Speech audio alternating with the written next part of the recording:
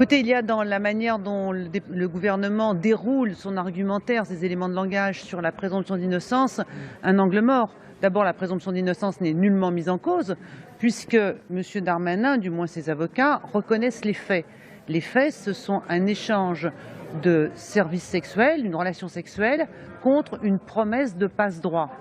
Et le Premier ministre parle de présomption d'innocence. Mais personne ne dit qu'il est coupable. Les faits suffisent aujourd'hui pour qu'on ait un point de vue sur ce qu'il a fait. Que pense le Premier ministre de cet échange, relation sexuelle contre passe-droit? On ne le sait toujours pas. Et je pense que c'est une triple faute. C'est une faute à la fois politique, éthique et déontologique. Je rappelle que l'enquête est toujours en cours sur les agissements de M. Darmanin. Comment les policiers vont-ils pouvoir enquêter sur leur ministre de tutelle? Et pourtant, à chaque décision de justice, Gérald Darmanin a été déclaré innocent. Alors, il y a eu des décisions de justice, effectivement, et puis il y a eu la réouverture de l'enquête. Et pas simplement pour un vice de procédure. La réouverture de l'enquête, elle est aussi liée au fait qu'en réalité, il n'y a pas eu d'enquête. Il n'y a pas eu de confrontation avec la victime et la Cour d'appel a considéré que l'enquête était insuffisante pour clore l'affaire. Donc aujourd'hui, il est effectivement toujours présumé innocent, mais il est suspect.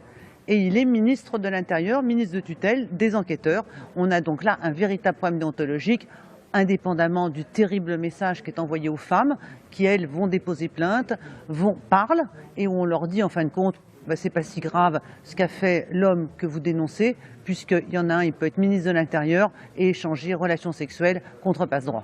Donc pour vous, Gérald Darmanin n'est pas jeté en pâture à cause de cette affaire?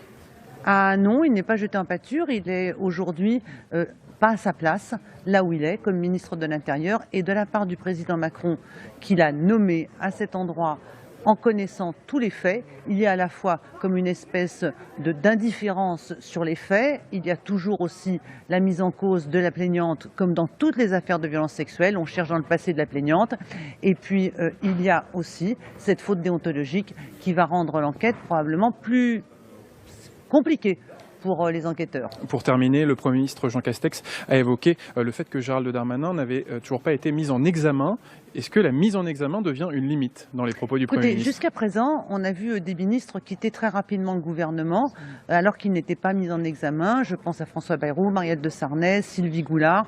Je pense même à François de Rugy, qui a quitté le gouvernement pour avoir servi du homard lorsqu'il était président de l'Assemblée, et il n'y avait même pas d'infraction pénale en cause. Et subitement, il y a un changement de jurisprudence du gouvernement, et je suis quand même étonnée et choquée que ce changement de jurisprudence se fasse justement sur une violence sexuelle.